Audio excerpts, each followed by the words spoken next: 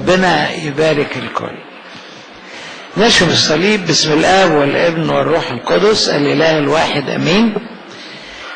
دايما في الأيام دي بنحب كده نفتكر فرحتنا بالمسيح وفرحتنا في المسيح.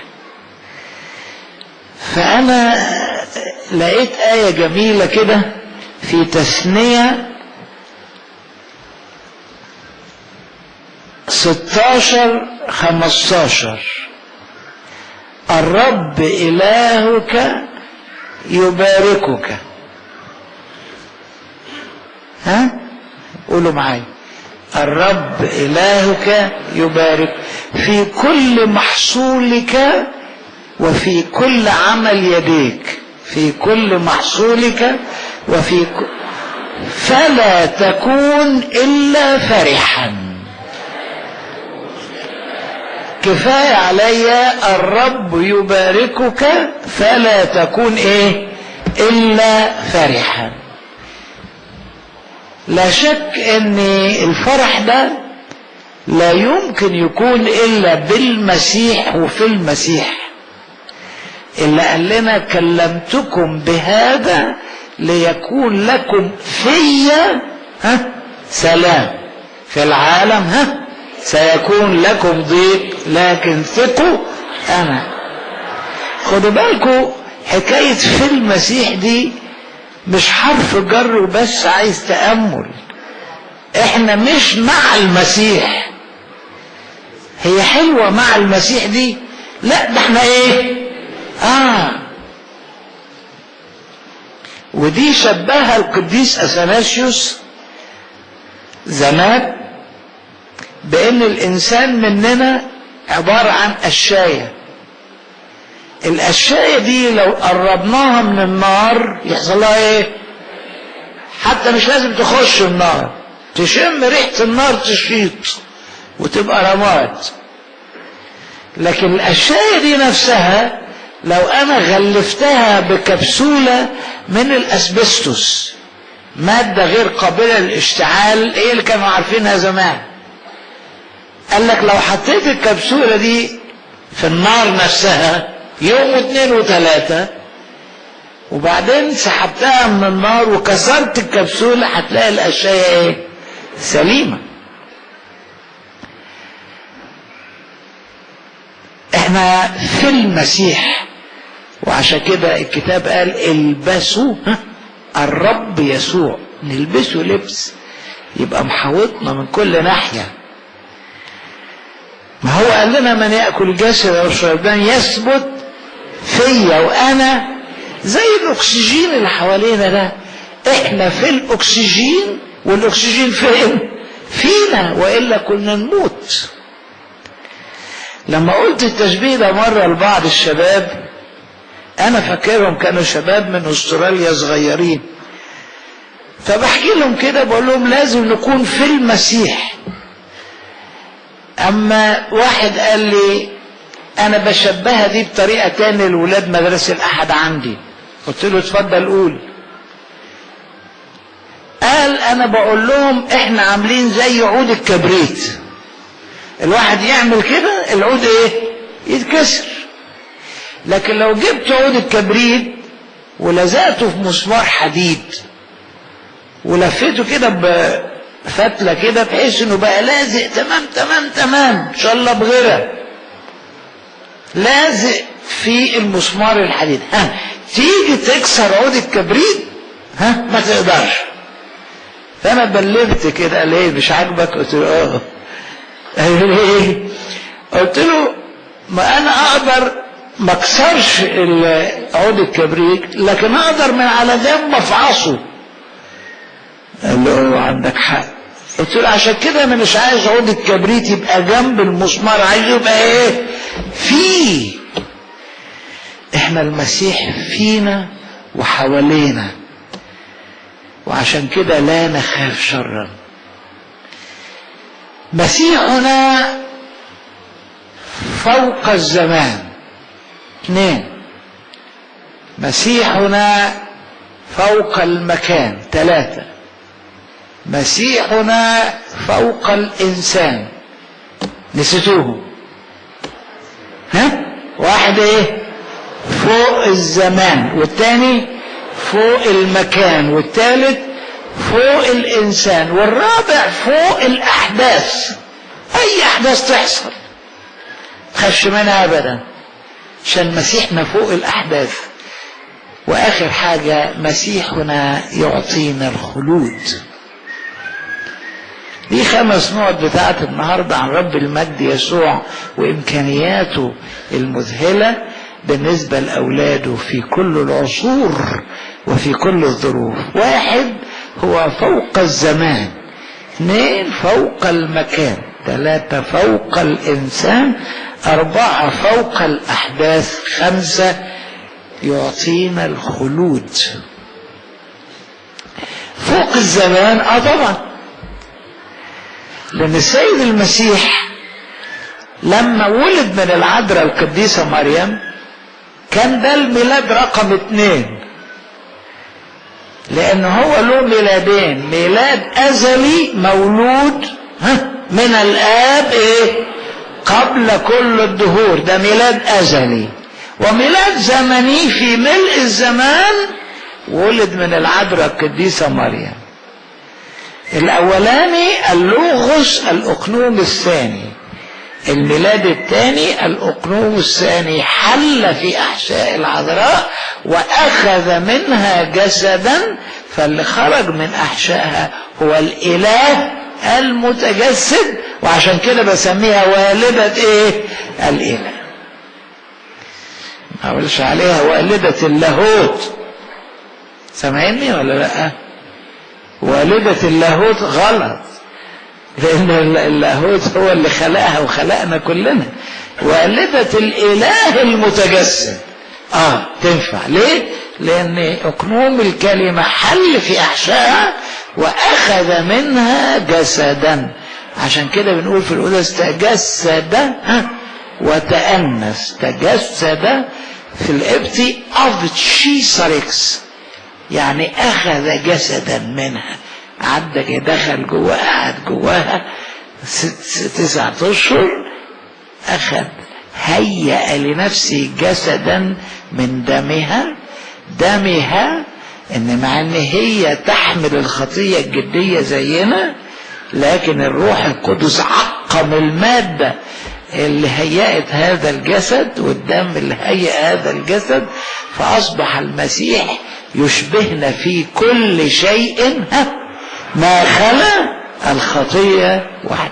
كنا بنقول له كده وما زلنا بنقول له كده في القداس: لما أردت أن تجدده الإنسان وترده إلى رتبته الأولى، لا ملاك ولا رئيس ملائكة ولا رئيس آباء ولا نبي ائتمنته على خلاصنا، بل أنت بغير استحالة تجسدت وتأنست وشابهتنا في كل شيء ما خلا الخطية واحد.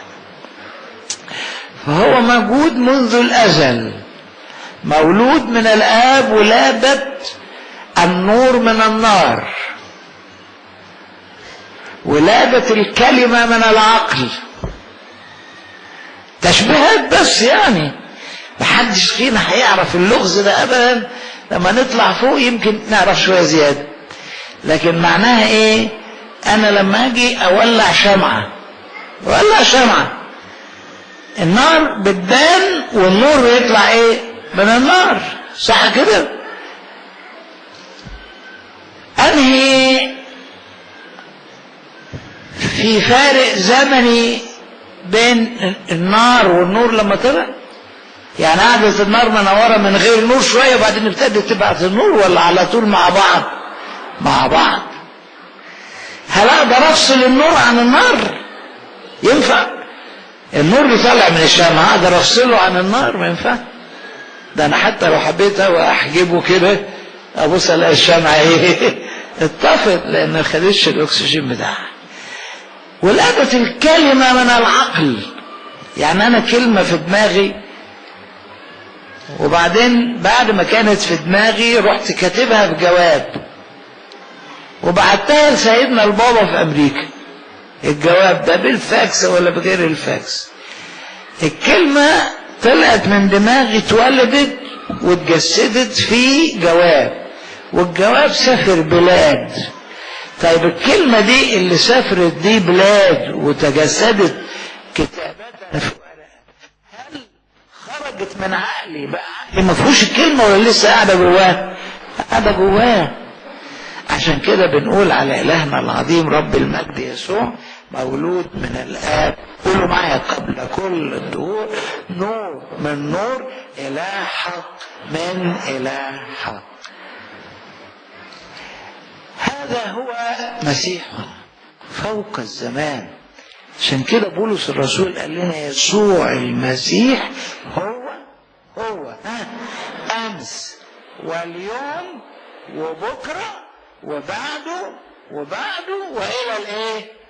شوف إلى الأبد دي يعني كم سنة لقدام؟ حد يعرف يحسبهم؟ ما نعرفش نقول كم سنة. يعني السنة دي 2011 والبعد 2012 2013 تخلص امتى؟ الأرقام تخلص امتى؟ ما بتخلصش. لازم في الآخر بنعمل إيه؟ ما لا نهاية. 8 الإنجليزي اللي نايمة على السطر دي كده، ما لا نهاية. إلهنا لا نهائي. برضه ارجع ب 2011 2010 2000 قبل الميلاد، 10,000 قبل الميلاد، مليون قبل الميلاد، تخلص امتى الأرقام؟ برضه ما تخلص.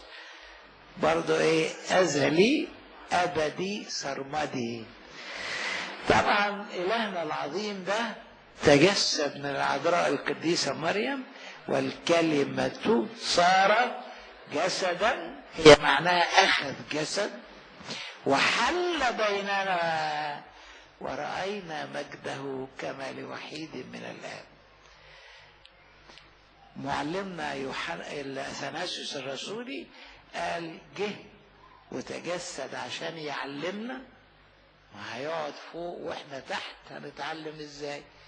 هنعرف نتكلم معاه ازاي؟ هو روح واحنا اجساد، هو قدوس واحنا خطاه، هو سماوي واحنا ارضيين. انا ما اعرفش اطلع له، لكن هو يعرف ايه ينزل.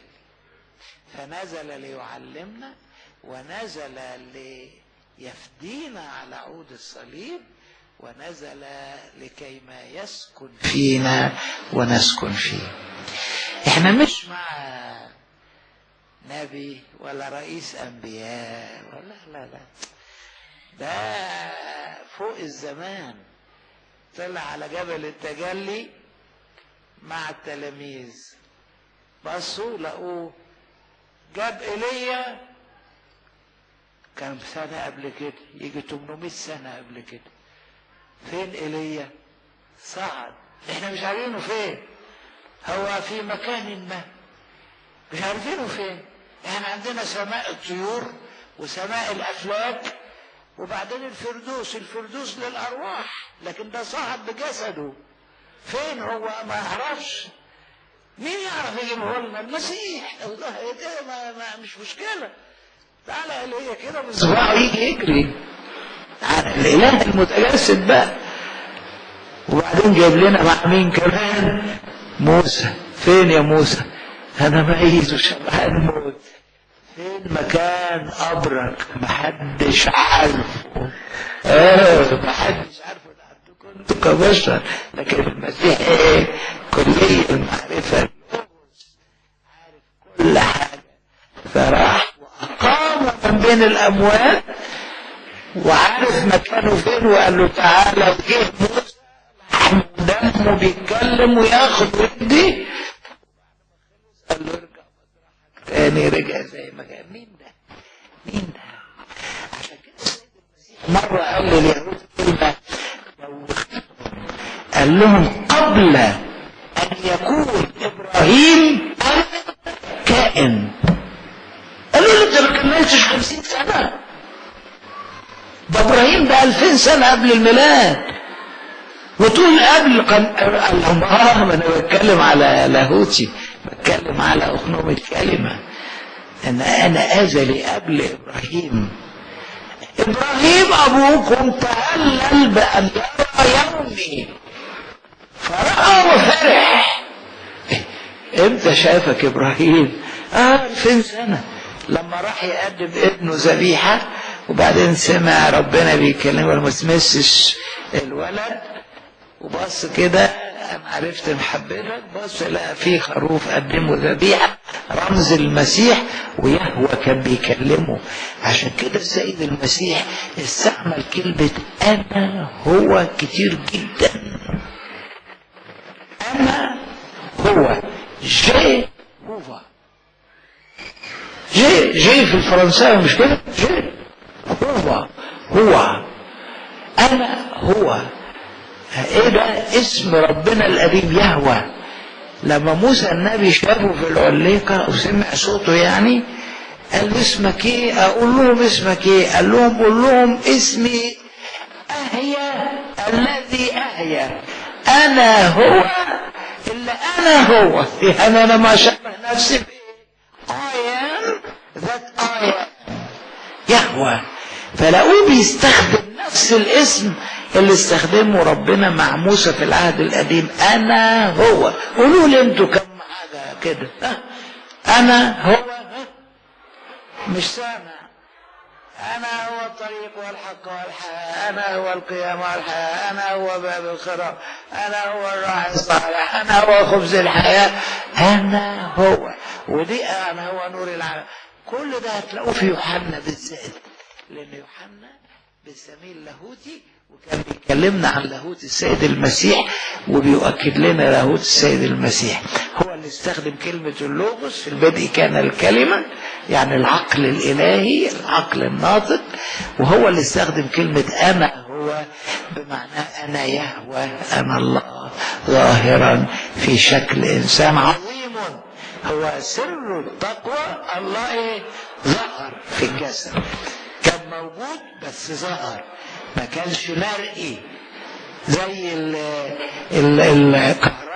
طاقة موجودة ظهرت لما نورت اللمبة أو لما شغلت الميكروفون. عظيم هو سر التقوى. الله ده احنا مش مع يعني إنسان عادي، لا،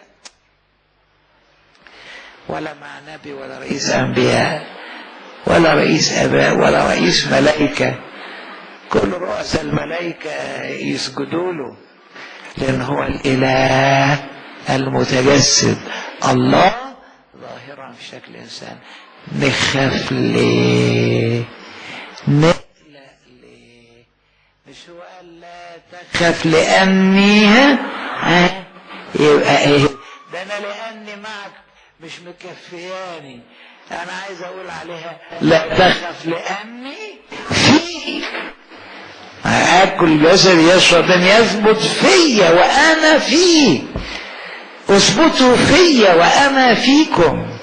مسيحيتنا تجعلنا في اتحاد مع رب المجد يسوع، بحيث يكون المسيح فينا والمسيح فيكم رجاء المجد. كولوسي المسيح فيكم رجاء، يعني ولاد ربنا.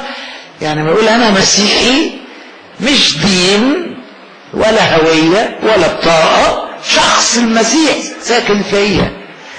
دي مجد كبير ونعمة كبيرة. وعشان كده احنا يعني من محبته وتواضعه ومحنته قال لنا متى صليتم فقولوا يا أبانا. الله ده انت ابن الله. قال وانتوا برضو، بس الزم حدودك يا ابني. انا ابن الله بالطبيعة وانت ابن الله بالتبني. مجد كبير لينا ده ان احنا نبقى اولاد الله، ويبقى ربنا الهنا يسوع المسيح الاله المتجسد هو الاله الذي هو فوق الزمان. 2 فوق المكان. يعني ايه فوق المكان؟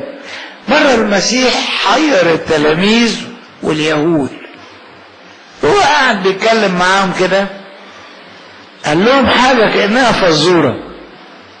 قال لهم ايه؟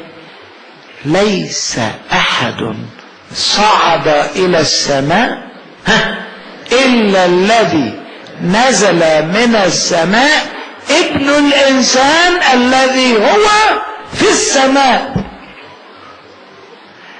يعني انا اللي بكلمكم رب المجد، يعني انا هصعد، وده حصل امبارح صعود، وانا اصلا جاي من هناك، وانا دلوقتي اللي بكلمكم كده انا هناك فوق، لان انا مالئ كل مكان، لاني غير محدود.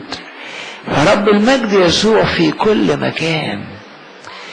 يجي واحد يقول لي انا جات لي مش عارف هجرة ورايح امريكا.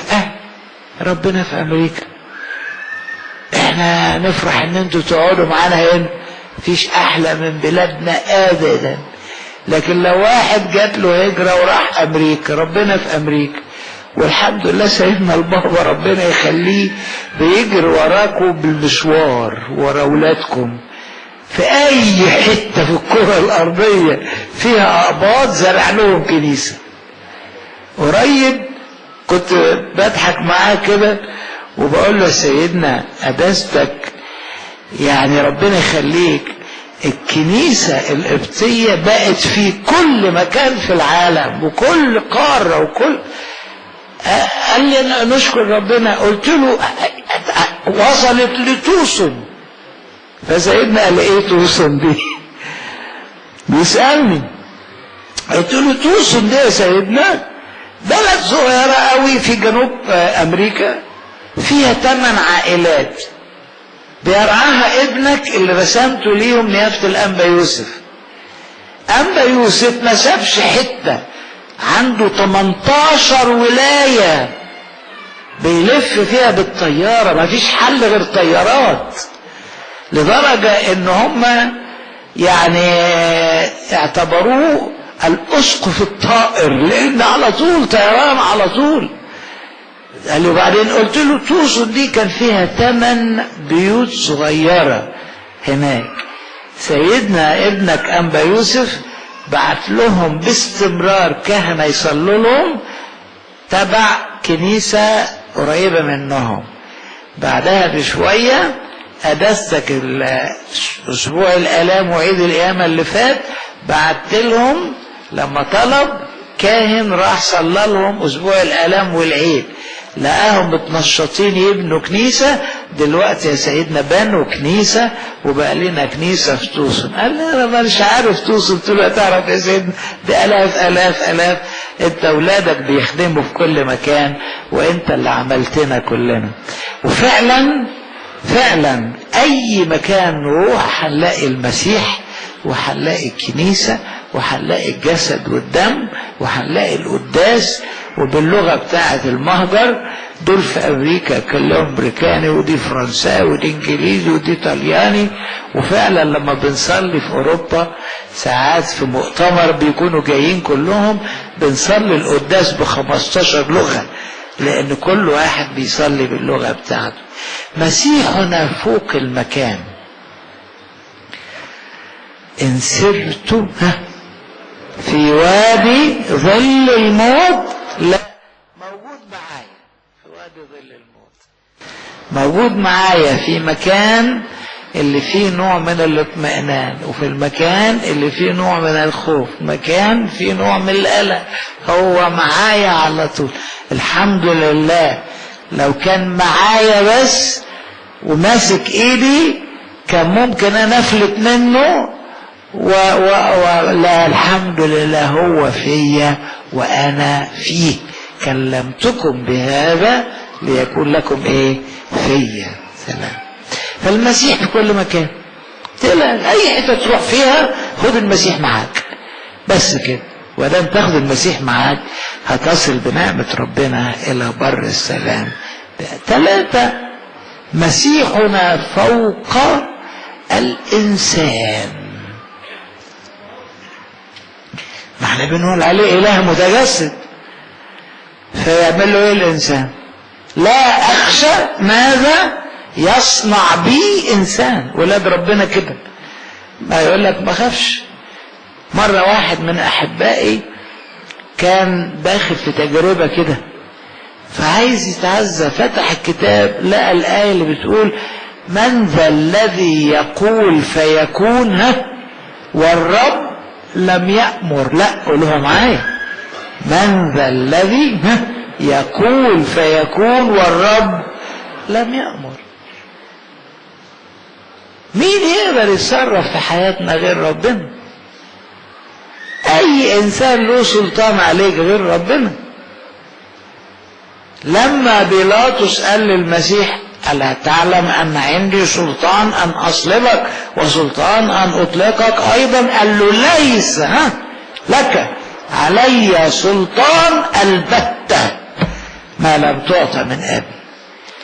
فأنت برضو كده، رئيسي بيضايقني في الشغل، ولا تقلق، ارشم صليبك وتصرف صح، ما تخافش، اهو قدر يقرب مني، ولا يهمك، يحول ربنا الشر الى خير والظلمة الى نور واللعنة الى بركة. احنا عايشين مع اله يسموه omnipotent، كلي القدرة، غير محدود في قدرته.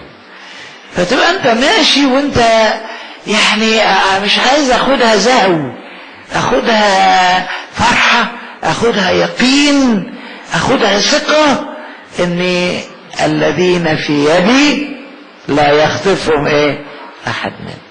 فوق الانسان، تخافش من حد. ولما تلاقي فيه اي خطر جاي او اي حد، تروح راشم صليبك كده، تلاقي ربنا ارشادك تعمل ايه في الموقف. ترشم صليبك بس كده وترفع قلبك لربنا، تلاقي ربنا بيتدخل بطريقة معجزية وبيحل المشاكل بطريقة فوق الطبيعة. فهو فوق الزمان وفوق المكان وفوق الإنسان وفوق الأحداث.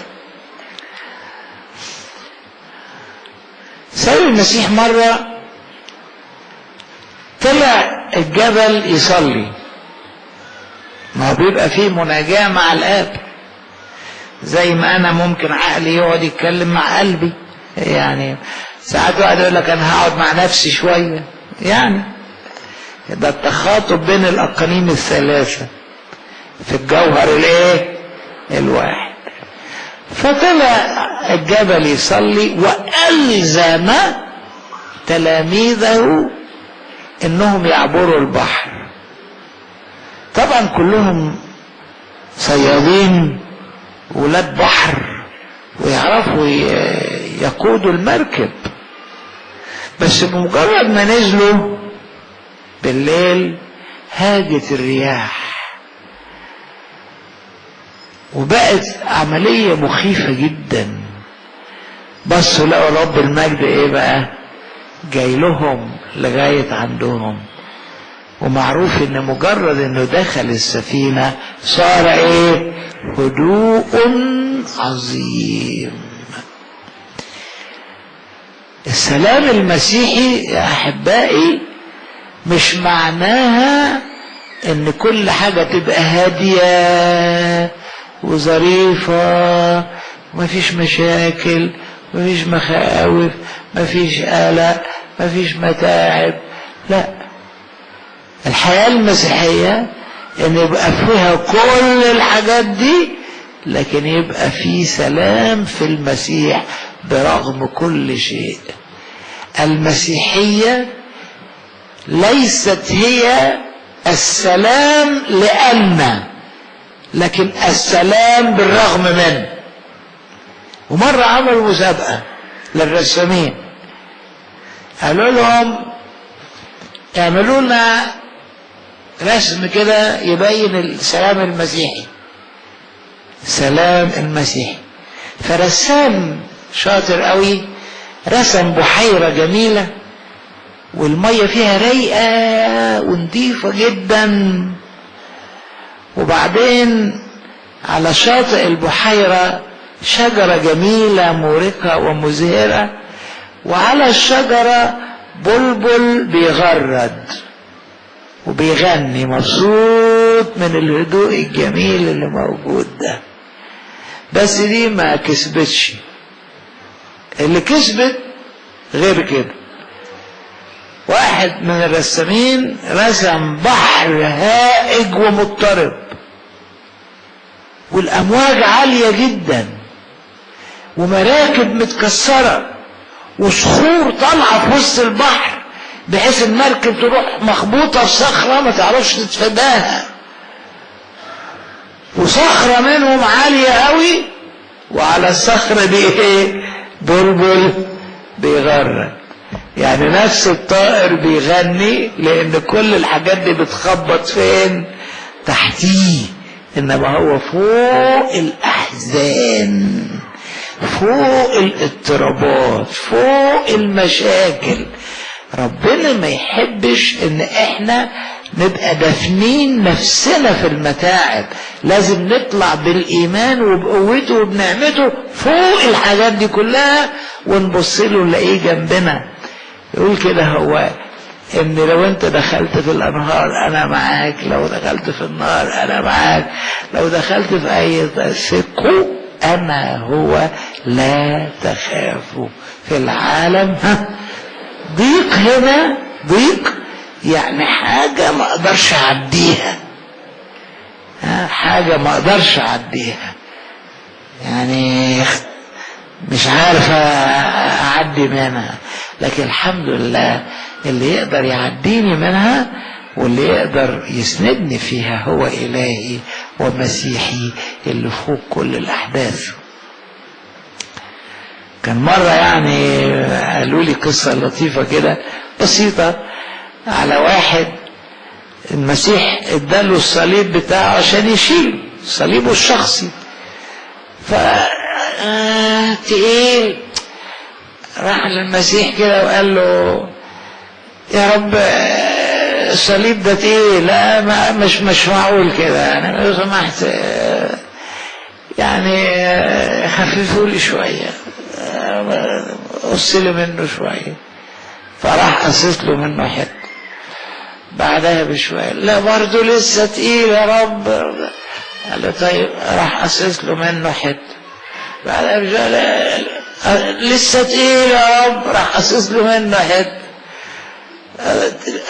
اخر مرة بقى كمان سنة، راح قصص له منه حتة ومشي ومعاه كل الناس شايلين صلبان زيه.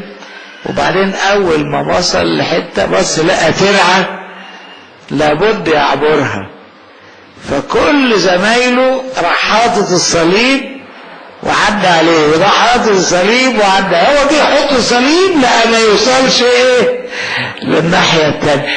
صح من النوم وقال له لا اديني صليبي اللي انت اديتهوني لان هو ده اللي هيوصلني، انت عارف مقاسي وعارف امكانياتي وعارف ضعفي وعارف احتياجاتي، فمش اديني الا الحاجة اللي تناسبني. فاحنا عايزين نعيش مع ربنا بهذا اليقين وهذه الثقة. ولا بره ساعات يقولوا لي انتوا عاملين ايه؟ اقول في ايه؟ ده بنسمع ان انتوا بيعملوا فيكم، بيعملوا ايه؟ ما احنا زي الفل الحمد لله. يعملوا ايه؟ حلوين اهو، هنسحسح على طب وما تحصل وايه يعني؟ لا اخشى ماذا يصنع بي انسان، ان كان الله معنا فمن ايه؟ فعايزين نعيش السلام المسيحي ده. لا تكون الا فرحا، افرحوا بالرب انت كل حين، واقول ايضا ايه؟ افرح. احنا عايزين بالمسيح نبقى فوق الاحداث، ما نرتبكش ولا نضطرب ولا نقلق. لا اصل بكره ممكن مش عارف ايه، ممكن بلدنا اقتصاديا تبقى ايه وسياسيا تبقى ايه واجتماعيا تبقى، ولا تقلق. فوق الزمان، فوق المكان، فوق الانسان، وفوق ايه؟ الاحداث. اخر حاجه يعطينا الخلود. يا بخت ولاد ربنا، يا بختهم. شوفوا لي مين زعيم في كل أديان العالم من أيام كونفوشيوس ومن أيام بوذا ومن أيام، مين اللي يقدر يوصل ولاده للسماء ويديهم حياة أبدية؟ ما حدش أبدا غيره. ليه؟ لأن هو فينا. ولما بيكون فينا يسكب حياته فينا. طب انت حي لامتى يا رب؟ يقول الى الابد يا ابني. مش انا قلت لك اني انا حي فانتم ستحيون؟ طب انت حي الى الابد وانتوا كمان. فاولاد ربنا ما بيرسموش حياتهم على الزمن بس، بيرسموا حياتهم على الابدية كمان. والانسان المسيحي بيبقى ماشي في سكة عارف انها تنفذ على الابدية وتكمل على الابدية عند ربنا. طول ما انا فيه وهو فيا يبقى خلاص، حتى لو سبت هذا العالم هقوم بجسد نوراني، وهو هيجي من السماء بجسد نوراني، وحواليه الملائكة بأبواق، والراقدون بيسوع يقومون بأجساد نورانية ويطلعوا له في السحاب، واللي على الأرض يتغيروا ويبقوا أجساد نورانية ويطلعوا يلتقوا مع باقيهم في السحاب، ورب المجد ياخدنا ويطلع بينا إلى الملكوت، إلى الخلود، لنحيا معه إلى أبد الآبدين. قولوا لي مين يقدر يعمل كده غيره؟ حيث أنه الخالق يقدر، حيث أنه الفاعلي يقدر، حيث أنه فينا يقدر. وعشان كده المناولة مش بس فيها بركة الثبات، الآية اللي حافظينها كلنا، لكن فيها بركة الخلود. من يأكل جسدي ويشرب دمي فله حياة أبدية وأنا أقيمه في اليوم الأخير. يا بختنا بالرب يسوع، يا بختنا بأمانة، يا بختنا. ايه انت يعني ولا انا؟ احنا حاجة محدودة صغيرة ولا حاجة. سيدنا البابا كان بيتأمل وبيقول احنا تراب. وبعدين هو بقى من عنده تأملات كده مش معقولة. سيدنا البابا قال تراب ايه؟ ده احنا اقل من التراب، لان التراب لم يخطئ، اما نحن فايه؟ فاخطأنا. ورغم كده بيحبنا، ورغم كده فدانا، رغم كده هيسكن فينا، رغم كده هيأخذنا ويعطينا حياة أبدية لنحيا معه في ملكوته إلى الأبد. هكذا عاش آباؤنا. يعني وأنبا إبراهيم القديس كان عايش، كان يسموهم الناس دول راجل خنفاوي. عارفين خنفاوي؟ خني في قوي، خني في. وكان راجل الكبير في السن يجي يقعد في الصف الاول ويحضر القداس، يقول لك عم فلان ده راجل خنفاوي. يعني ايه خنفاوي؟ خن ني في قوي، خن في ني جمع في قوي، يعني السماويات. ده في السماء، عايش في السماء. اما سيرتنا نحن فهي ايه؟ في السماويات. فاولاد ربنا السماء في قلبهم لأن المسيح في قلبهم، وهم في السماء لأنهم في المسيح، وهم لسه على الأرض داقوا حلاوة السماء. وعشان كده الكتاب قال ها ملكوت الله فين؟ داخلكم. يا بختنا بالمسيح، يا بختنا. اهو قدامكم على المذبح جسد ودم أقدسين، اهو معانا بيتكلم في الكتاب المقدس، اهو مميل ودنه يسمعنا في الصلاة. دي الثلاث حاجات بتاعتنا: اكلمه في الصلاة، اسمعه في الانجيل، اكله في المناولة. فيبقى المسيح فيا وانا فيه. تقول يعني ايه اكله؟ اقول لك هو قال من ياكلني يحيا بي. يعني ايه من ياكلني؟ قال له انت ما بتشوفش طفل كده لذيذ ولا حاجة تقول انا عايز اكلك اكل من حلاوته؟ فبرضه المسيح رب المجد ادانا هذه البركة ان يكون فينا ونكون فيه، وهكذا نعيش بوسائط النعمة الثلاثة دي: اكلمه في الصلاة، اسمعه في الانجيل، اكله في التناول. وحينئذ يطهرني ويخلصني ويقدسني ويجهزني لهذا اليوم المبارك اللي فيه احيا معه الى الابد. مسيحنا نسيتوها، والتانية نسيتوها، والتالتة نسيتوها. فاكرينه؟ طب يلا مسيحنا فوق الزمان وفوق المكان وفوق الإنسان وفوق الأحداث، ويعطينا الملكوت. لربنا كل المجد من الآن والآن.